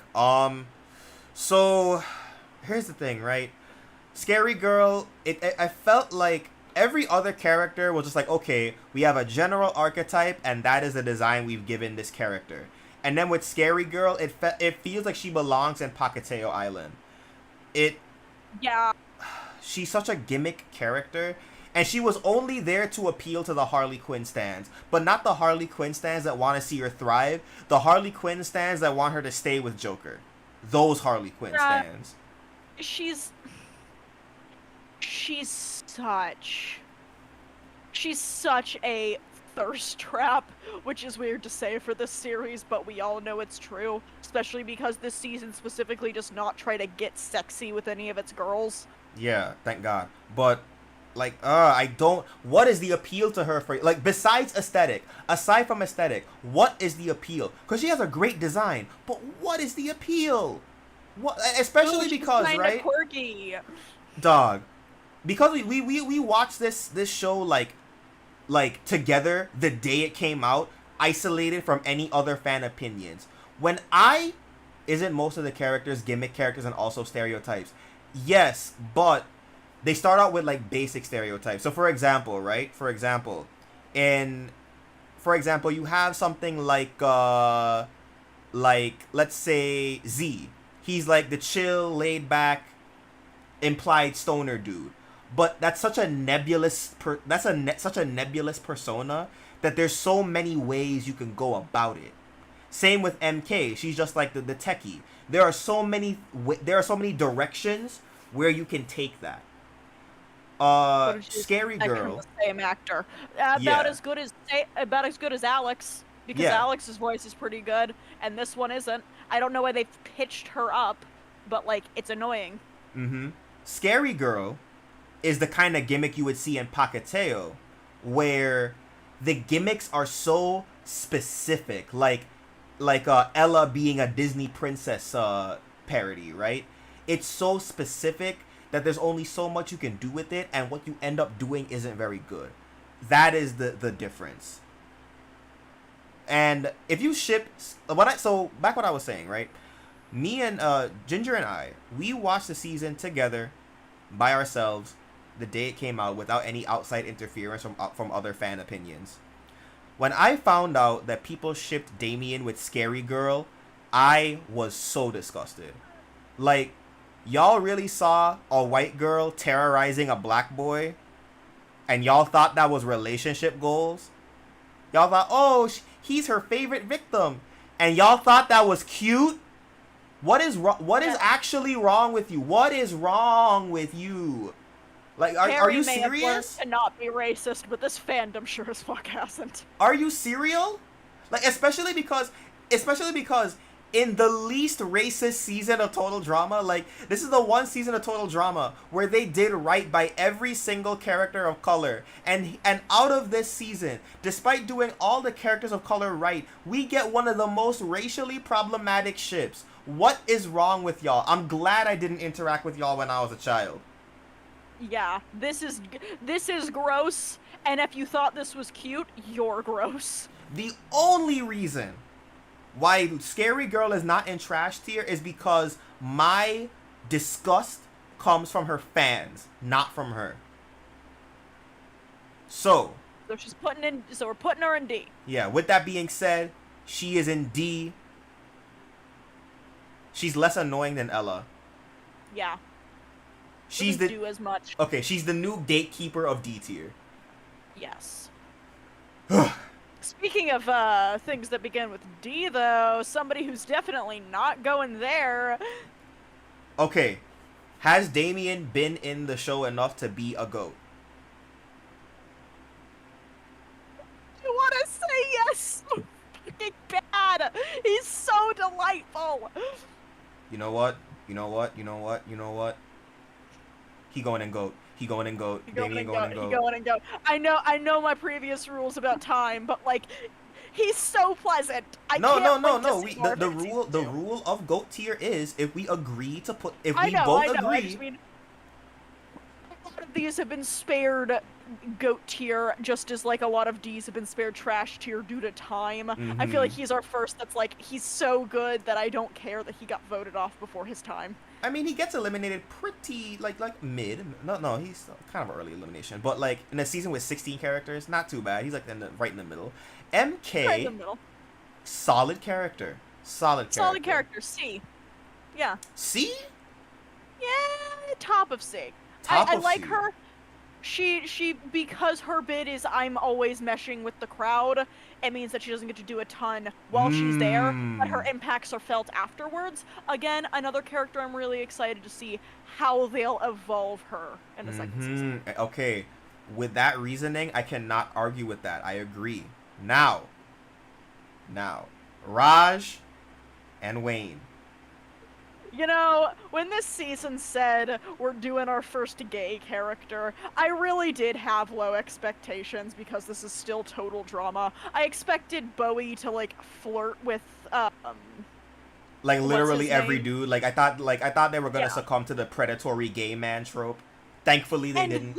And then out of nowhere, here comes coming out Raj and the most supportive ally Wayne, being like the best duo that this show. I don't think the show has ever written such a good duo that wasn't like in Ridonculous Race, where that was the whole bit. Yeah, like Raj and Wayne were absolutely the biggest surprises of this season. I was walking in expecting to not like them very much. I walked in expecting to hope.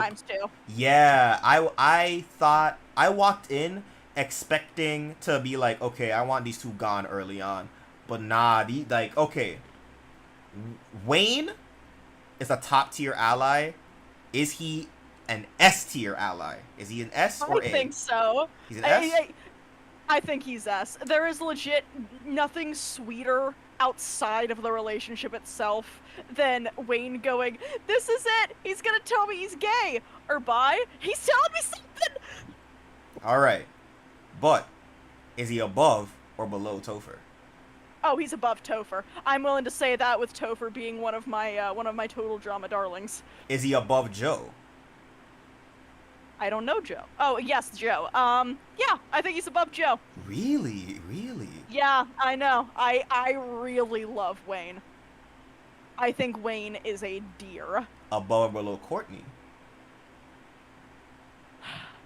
I can't put him above Courtney. Courtney's been through too much. Courtney is the biggest gatekeeper in the S tier. Yeah, no, sorry, she's too powerful. Yeah, Courtney's too powerful. Like she is the gatekeeper of the upper echelon of S tier. I'm not sure if I agree with him being above Joe, but for the gay rights solidarity, I will put him above Joe. Where are we putting Raj? I think he's a goat. He's a so goat. Fun. He's a goat. He's a character that's so good that for the first time in total drama history, I'm excited to see a relationship come back for a second season. Courtney has tenure. Exactly, Sam Wilson. Exactly. Courtney has tenure. Got tenure. Courtney's tenure is what's keeping a lot of S tier characters from going above her. Yeah, it's kind of impressive that Mike managed to slink by.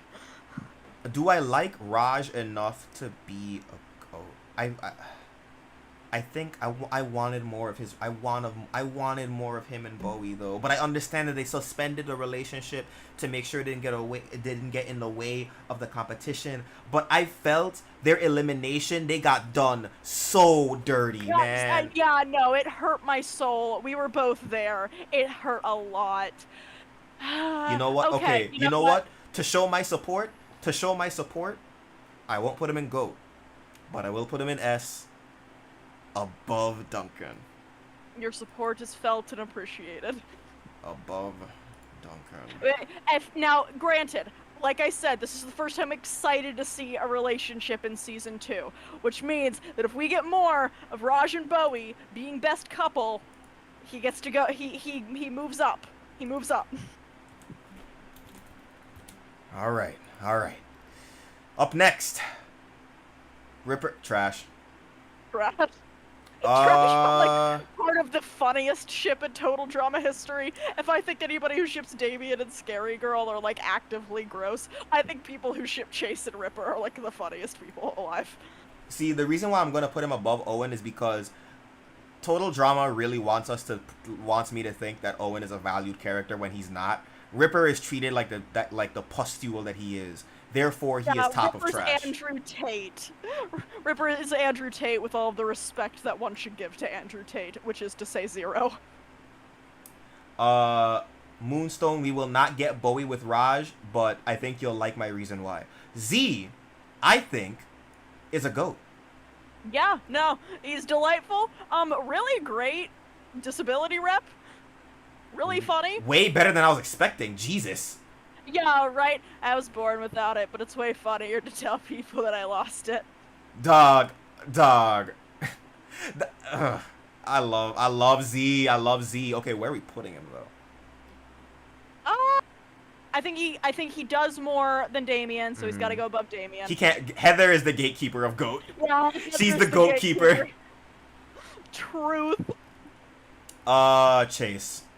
I think people are way too mean to Chase. I think that I've seen a lot of tier lists where he's the only one on the bottom, and I think that it's because people have this weird, like, good moral characters are inherently better than bad Yeah, ones. like I had to check Chase is myself a little bit too. Chase is a douche. Yeah, But like Chase is supposed to be a douche. the whole point of Chase is that you're not supposed to like him, and you were supposed to root for Emma staying away from him, but she ends up wanting him again, which is why Emma is going in D below Scary Girl. Actually, is she next to Katie and Sadie? Question mark? Yeah, sorry, but she did Bowie too dirty to be anywhere near. Meanwhile, I think Chase does his job well. I think that he's funny. I really like that he's willing to apologize to literally everybody else in the series except for the girl who he near killed. Above Caleb, below MK. Yeah. Looks good to me. Alright, up next. Okay, to talk about Julia, we have to talk about the idea of villainy in Total Drama 2023, because several characters in Total Drama 2023 have villain tendencies, and because of that, you're not really sure who the long-term villain is going to be. You don't really know who the actual villain of the season is, and I think that's a great way to write a Total Drama season. Like, everybody has their own strategy, everybody is out for themselves, everybody is trying to win, and I think that is a cool way to do it. And then Julia emerges as the actual villain of the season. Oh, and it's Julia with a steel chair. Yeah, wow, Julia took what Heather built. She may not have built it as good as Heather, but she did a damn good job. I think she deserves an A minimum. I think she deserves an S minimum. She's the first character to ever have a character turn where her before and after are equally enjoyable to watch, but for entirely different reasons. She is one of the best villains of the post-Gen 1 variety. And, I love her and Bowie's dynamic. Yes! This is the season of dynamic characterization. And because of that, we get dynamic characters bouncing off of other dynamic characters. Yeah. It's rare to get characters who are in unwilling alliances. Yeah. Where both party actively wants to sabotage the other. It did annoy me that she kept winning challenges, but, that was also the point, because Heather was also in that same boat. It elicited those same feelings I had for Heather always winning challenges. And I was like, damn, that's the point. Alright, so, okay, someone said put her by Courtney. I might be inclined to agree, but is she above or below Courtney? You know what? I think she breaks through the threshold. She breaks the gatekeeper? I think she broke the gatekeeper. She broke through the gate. She snuck through customs. Alright. Millie S. S. I've been seeing people being mean to my girl Millie, and y'all gonna stop that right now. Look, I get it. Misogynoir. I was there in the first episode. I was like, oh god, she's so not like the girls in her generation. And then that's literally the point of her character arc. And that she realizes that that's a stupid way to think. Which is what I would have wished Zoey would have had as an arc. Yeah. Considering Zoey's whole bit was, I'm an indie girl who doesn't like my small town because everyone's so lame and stupid and likes football. I'm different. I'm quirky. And, she never grows from that at all, whereas Millie actively grows and becomes a better person, and is also adorable and funny. The best written black woman in Total Drama, finally! Finally! We did it! But because she made it to the 15 years. It sucks because she made it to the final 3 in season 1, which means she might not be around as long in season 2. Damn it. Damn it. Good. Millie's so good. Here's the thing, right? Because I was so unsure of who the villain was gonna be, I was holding out for the possibility that she might be a twist villain where she was collecting dirt on everyone. And I think I'm glad they went for a more straightforward villain this time around. I think I I didn't think it was need. good. I think it was more about her learning to actually like be friends with people. Yeah, no, I love her and I love Priya and I love them together. They're great. Okay, all right. Because like now that I'm talking it out, is she good enough to be in GOAT?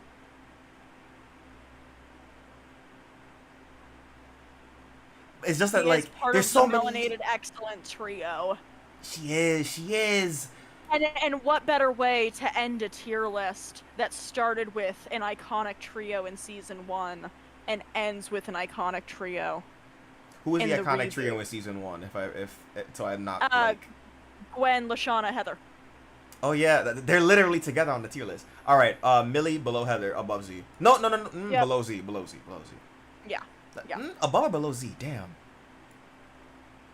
Z is too funny. Yeah. All right. We're gonna actually do Priya Yeah, we're first. gonna wait. We're gonna do Priya first. Priya's a goat. Priya's delightful. Is she Priya's a great. goat? Yeah, I was not expecting to like her as much as I did. Yeah, she a goat. And like legit, Sierra done right. The idea of it being a somebody whose parents were super into total drama and instilled that in her, but instead of it being creepy and obsessive and also a sex offender, she's just a super beast at challenges who had a really weird childhood. Yeah. Like, I think that's a really cool premise to deal with. It's something that you can only do in a total drama reboot or revival. Now, last and absolutely not least, King Bowie, right next to Cameron, right next to Cameron. You want to put them below? They're so close together. Cameron is literally me. I get you.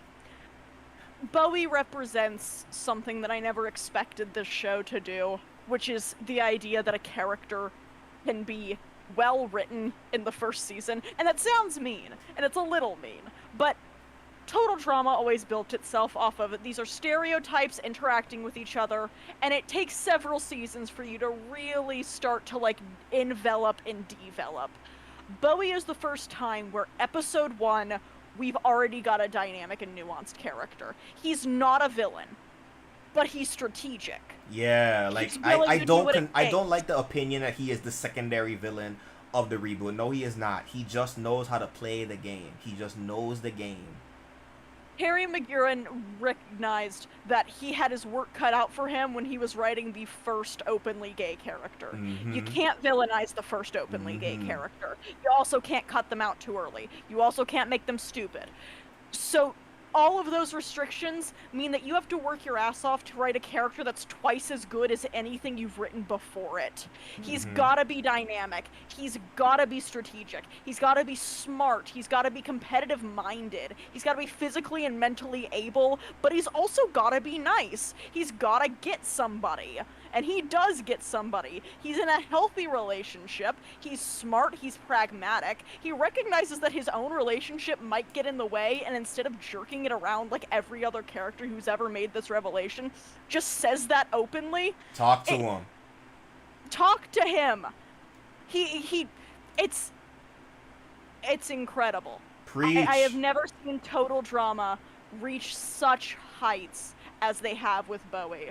And I think that the only thing that makes him even a slight bit disappointing is that because he was in the final 2, that probably means he won't make it to the final 2 again next season. Yeah, at least please, at least give him a post-merge elimination. Don't make it hurt too much. Don't do what you did with Gwen and eliminate her like, what, 4th or 5th? Don't do that. Don't do that. Now here's where I put on my tinfoil hat. Because if you will recall, in the original Total Drama in Season 2, another couple was eliminated very early, but that was not the end of their story. So I present to you my theory that they're going to bring back Total Drama Aftermath and have Bowie and Raj be the hosts. As much as I like Bowie, as much as I like Bowie and Raj, y'all can keep that Aftermath bullshit. I totally get it. I feel like that's the best way for them to go about it. Because I know they don't want to have to write... They aren't going to want to write relationship drama. Because that suck for their first gay relationship. Yeah. But there's also only so much that you can do with two characters who don't have a ton of drama together. And Zoey went really far the first time, and they aren't gonna want to just scrap him and throw him out 3 episodes deep. I feel Yeah. like a secondary show is the best way for them to keep Bowie constantly in the loop and keep his relationship healthy and strong. I don't think they're gonna do that many Aftermath episodes though, because it looks like Total Drama is doing shorter seasons, which personally I think is for the best. I think it's for the best, but so I don't think we're gonna be getting a lot of. And that's fair. Aftermath. Like I said, this is a tinfoil hat theory, but like that happens. You all know who said it first. Yeah. Not to mention the first gay couple is also between 2 men of color. Exactly, Sam Wilson. Too damn exactly. true. Talk about it. Talk about it. Okay, Two healthy characters of color in a relationship together, both men, both openly gay. Say the word gay. We're here for it. I think every tier is perfectly ordered except for GOAT tier, so let's actually like order it right now. So, at the bottom we have Crimson and Ennui. Damien. Where's Damien in relation to Priya? Is Damien over Priya? Damien just doesn't get to do enough. Mm-hmm. I think we'll see what he gets to do in season 2. Priya or Millie? Who's going first? Priya should be over Millie. Okay. Millie's really good, but Millie's really good in relation to Priya. Is she over Z? No. No, right. I think these two need to be sat next to each other. Is Z over Heather? No. Okay. So if we're... Okay, Heather, Lashana, and Gwen are obviously together as a unit. I think Gwen is at the top of this unit. Where are Heather and Lashana going? I think maybe Heather, like, good, evil, and then, like, neutral good in the middle. Yeah, yeah. Alright. No, DJ, as much as I love DJ, I think he needs to be a little bit lower in the GOAT tier, personally. What yeah, I would put him below Z at least. So he's above Priya and Millie. Yeah, yeah. Alright, alright. Tenure. Okay, so is Gwen over Bowie? No. Okay. Not even a little. And then we got...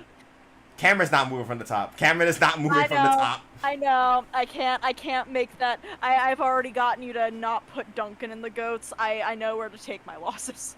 Yeah, and then like... Oh, another thing I don't like about the Damien and Scary Girl ship, part of the reason why it disgusts me so much is that I look like Damien. So it's like... It hits a very sore spot for me personally. Like, Cameron is me in spirit, Damien is me in appearance. But yeah... ladies and fellasmen, that is the definitive, objectively correct Total Drama tier list. Argue with your mama, not with us. Yep, if you argue with me, you're wrong. Sorry. That must suck for you. So let's zoom out to get like a better look at the whole list. So, yeah, we got Sex Offender, Trash, D, C, B, A, and S, and the GOATs. The GOATs. The GOATs. Yeah, so as you can see, like, Gen 1 took, like, a good amount of time. Gen 1 took the longest because it was, like, the most characters and we had the most to say about them. Gen 2 took almost as long as Gen 1 because they were very good characters to talk about. Gen 3, we blitzed through. Gen 4, Ridonculous Race, we blitzed through. And then, 2023, we had a healthy discussion about. And thankfully, we were able to keep this under 2 hours. Yeah, good for us. So yeah, so what are y'all thinking about this list? How do you feel about some of our opinions? There's 30 of y'all in here. How do y'all feel about some of our opinions? Lashana best character, fight me. Lashana over Heather. Yep. This was good. Yeah, as someone that just to wind things down. I'd argue for Bowie at top spot, but Cammy in a bad choice. Yep. So you know, they're very close together. This is a photo finish race. Yep. So to wind things down, right? As someone that grew up with Total Drama, right? I love the show. I watched it religiously in season 1. I watched it not as religiously in season 2, but I kept up. I fell off in season 3. Watched 4 religiously. All Stars I watched. Did not finish Pahkitew. And then I never watched Ridonculous Race. And then rewatching the series in 2021. I was able to finish everything. It reminded me of why I loved this series so much and why I still do. And I'm very glad that I took the time to rewatch it. I'm glad that me and Ginger were able to find each other and realize how like we had a common interest in this show, because I still would have enjoyed it the 2023 season, don't get me wrong, but like Ginger, watching the season with you just like took me back to being a kid and watching it with my friends.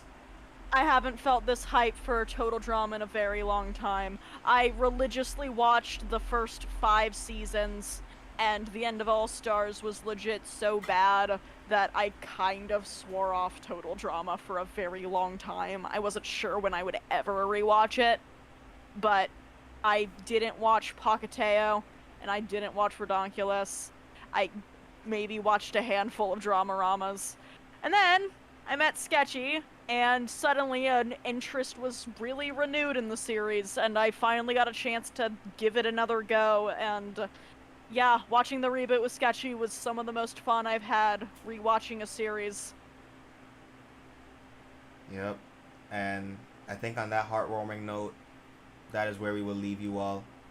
I think despite the people just like the fucking cars just running, like just zooming by my fucking house, I think I'm gonna keep this up as a VOD, and then I think if I do get around to making a more edited version of this, then I will post the edited version and then delist the VOD.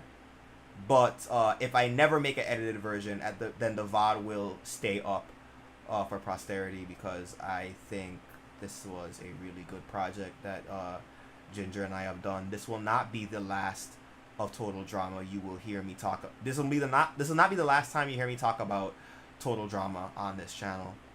Especially because we got another season coming up. Perhaps will not be the last time I show up. Exactly. So, with that, that's where I'm going to leave y'all. That's where we're going to leave y'all, actually. Thank y'all so much for coming through. And until next time,